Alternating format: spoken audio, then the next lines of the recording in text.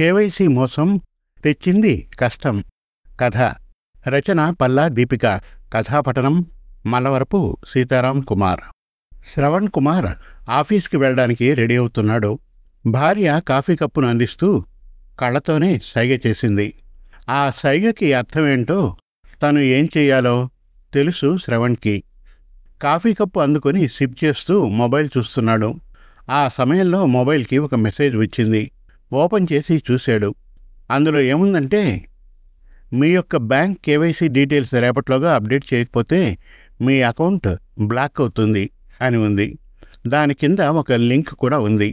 అది చూసిన కుమార్ ఆలోచనలో పడ్డాడు. వెంటనే అప్డేట్ చేయకపోతే తన బ్యాంక్ అకౌంట్ను ఆపరేట్ చేయడం కష్టం అనుకున్నాడు. అందులోనూ తన దగ్గర క్యాష్ కూడా లేదు.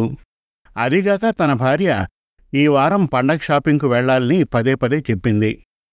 ఇందాకటి సైగకు అర్థమదే. ఎవరినైనా మేనేజ్ చేయొచ్చు గాని భార్యకు సమాధానం చెప్పాలంటే చాలా కష్టం. డబ్బు మొత్తం అకౌంట్లోనే ఉంది. వెంటనే ఆ మెసేజ్లో ఇచ్చిన లింక్ని క్లిక్ చేశాడు. కానీ ఆ లింకు పనిచేయలేదు. సరే, తర్వాత బ్యాంకుకు వెళ్దాంలే అనుకుని ఆఫీసుకు బయలుదేరే లోపల మొబైల్కు కాల్ వచ్చింది. ఏదో కొత్త నెంబర్. కాల్ చేసిన వ్యక్తి, సార్, నేను ఫలానా బ్యాంక్ ప్రతినిధిని. మీ కేవైసీ డీటెయిల్స్ అప్డేట్ చేయడంలో మీకేమైనా ఇబ్బంది ఉందా అని అడిగాడు. దానికి కుమార్, అవును, ఇందాక మెసేజ్ వచ్చింది, అయితే ఆ లింక్ పనిచేయడం లేదు అని చెప్పాడు. దానికి కాల్ చేసిన వ్యక్తి, సర్వర్ పనిచేయడం లేదేమో, నేను మీ డీటెయిల్స్ని అప్డేట్ చేస్తాను, నాకు చెప్పండి అంటూ కుమార్ బ్యాంక్ డీటెయిల్స్ తీసుకున్నాడు. తర్వాత మీకు ఒక ఓటీపీ వచ్చుంటుంది, అది నాకు షేర్ చేయండి అన్నాడు. కుమార్ వెంటనే ఓటీపీని షేర్ చేశాడు. అప్పుడు ఆ వ్యక్తి, ఓకే సార్, మీ డీటెయిల్స్ అన్నీ అప్డేట్ అయ్యాయి అన్నాడు. కుమార్ థ్యాంక్స్ చెప్పి కాల్ కట్ చేశాడు. కాసేపటి తర్వాత కుమార్కి ఒక మెసేజ్ వచ్చింది. మీ అకౌంట్లో నుంచి 20,000 డ్రా అయినట్లు ఆ మెసేజ్లో ఉంది.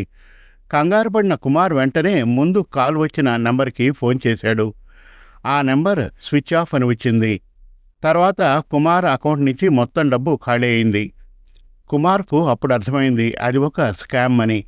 చేసేదని లేక బ్యాంకు వారికి, పోలీసులకి కంప్లైంట్ ఇవ్వడానికి బయలుదేరాడు.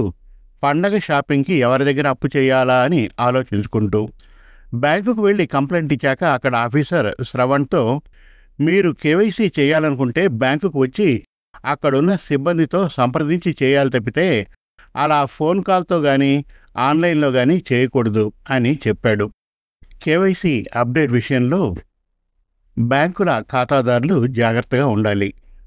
సమాప్తం. మరిన్ని చక్కటి కథల కోసం, కవితల కోసం, వెబ్ సిరీస్ కోసం మనతెలుగుకథలు.com విజిట్ చేయండి. Thank you.